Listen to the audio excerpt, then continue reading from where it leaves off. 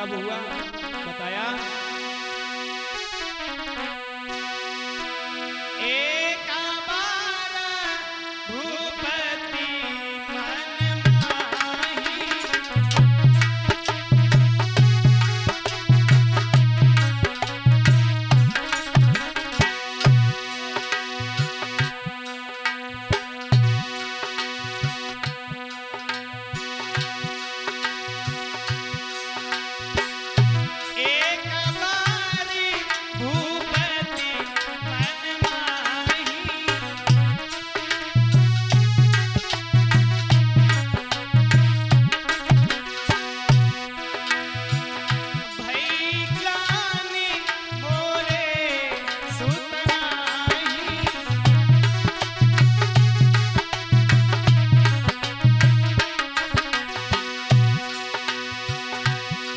महाराज दशरथ को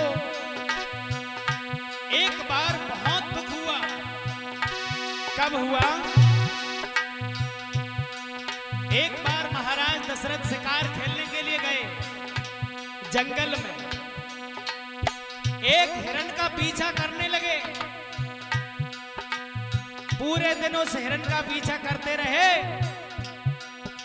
अंत में हिरण बहुत परेशान हो गया और एक बात कही हिरण ने, महाराज दशरथ, काहे को मुझे परेशान कर रहे हो, खुद भी तंग हो रहे हो। मुझे वरदान मिला है, जिन राजा के सुत नहीं होई, तिन से मेरा मरण होई।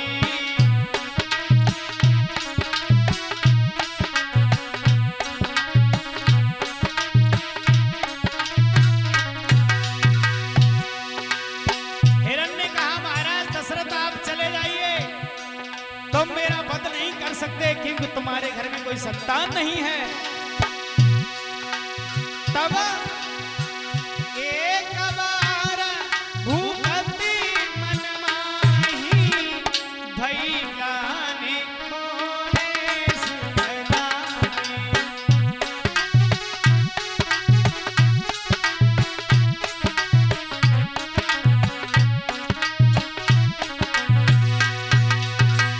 जब ये बात सुनी तो बहुत दुख हुआ।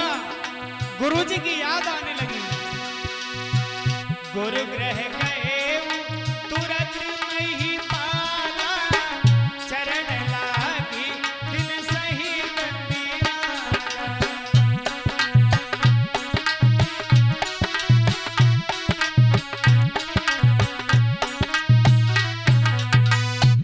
बताया तुरंत महाराज दशरथ जो है गुरुजी के पास पहुंचे, वशिष्ठ के चरणों में अपना सर रख दिया और रोने लगे फपक फपक करके। कहने लगे, गुरुजी मैं बहुत परेशान हूं। गुरु वशिष्ठ बोले, बेटा क्या दिक्कत है, तुम महाराज हो, इतने बड़े सम्राट हो, उसके बाद भी तुम रो रहे हो। बोले, महाराज आपको पता नहीं है। बोले, क्या?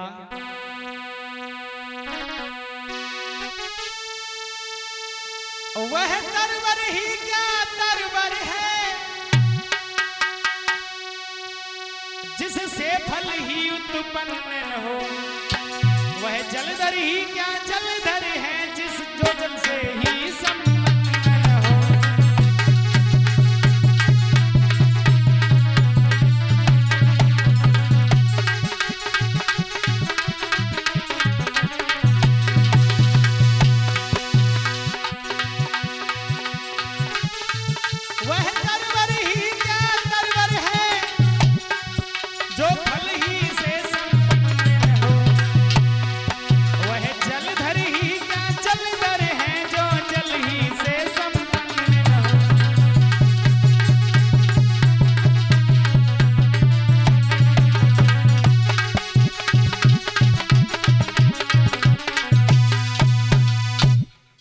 महाराज दशरथ बोले, वो वृक्ष क्या है जिससे फल ही उत्पन्न न होता हो, और वो सरोवर क्या है, वो नदी क्या है जिससे जो पानी उसके अंदर आता ही ना हो कभी।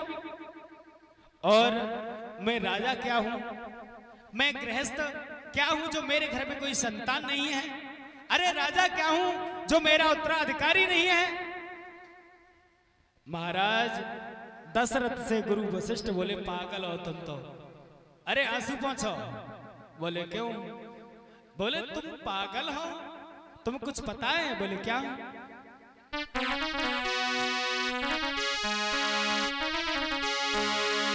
चलने वाली है बंस बेल संकट की बिसल चाल होकर, भूपाल एक क्या चार लाल आते हैं लोग पाल होकर।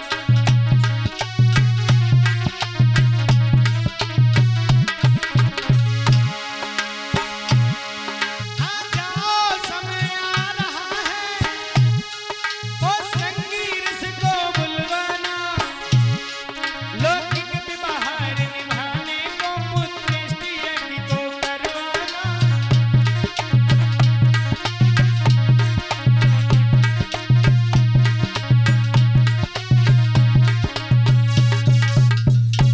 कहा कि आप लौकिक व्यवहार निभाने के लिए जाकर के श्रृंगी ऋषि को बुलाइए और पुत्रष्ट यज्ञ करवाइए। श्रृंगी ऋषि वशिष्ठ बुलावा, पुत्र काम शुभ यज्ञ करावा, भगत सहित मुनि आहुति दीनी, प्रकटे यज्ञ चल कर लीनी।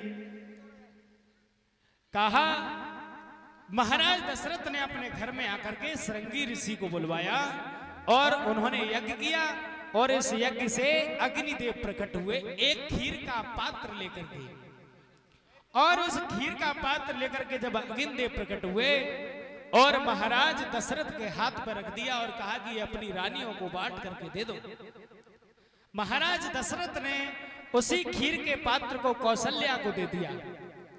कौशल्या ने उसमें से आधा भाग कैकेयी को दे दिया, फिर कैकेयी ने उसमें से आधा लिया सुमित्रा को दे दिया, और उसमें से कौशल्या ने भी अपने में से सुमित्रा को दे दिया, जिससे महारानी सुमित्रा के गर्भ से 2 संतान उत्पन्न होती हैं, लक्ष्मण और शत्रुघ्न।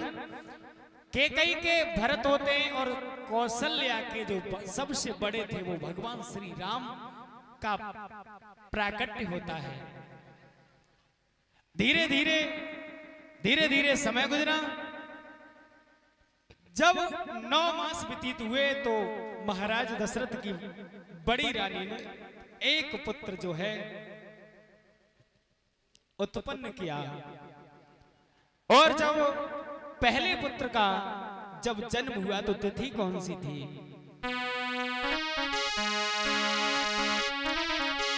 कि नौमी तिथि मधुमास पुनीता,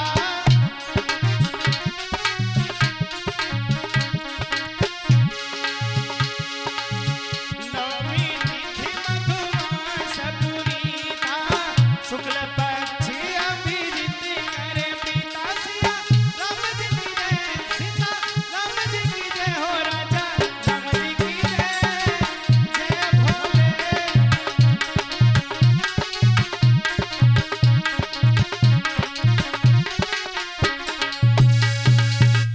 कहा नौमी तिथि मधुमास पुनीता, शुक्ल पक्ष अभिजित कर प्रीता।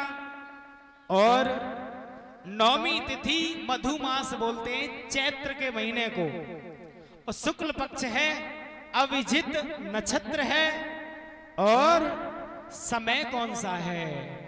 मध्य दिवस अति शीतल घामा, पावन काल लोक विश्रामा। बोले मध्य दिवस मतलब दोपहर का समय, शीतल घाम धूप है, और पावन काल लोक विश्रामा, पावन काल पावन समय है जिसमें सब लोग विश्राम कर रहे थे। अब जो है जैसे ही एक बालक ने जन्म लिया, अब तो बधाइयां बजने लगी। जो भी भगवान श्री राम की बधाई में भाग लेना चाहती हो वो ले सकती है, बधाई डाल सकती हैं। अरे दशरथ घर जन्मी राम,